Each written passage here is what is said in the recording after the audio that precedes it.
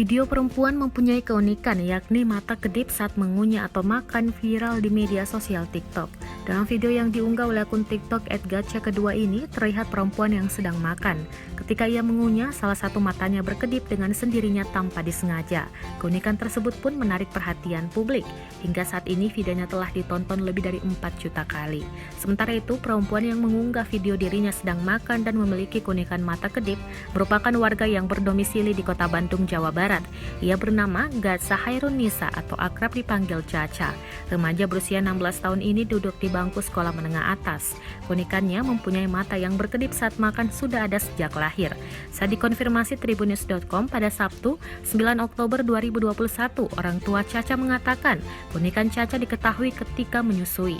Sejak lahir hingga saat ini, ibunda Caca menyebut kondisi tersebut tidak apa-apa, sehingga dia tidak melakukan pengobatan karena bukan merupakan suatu penyakit.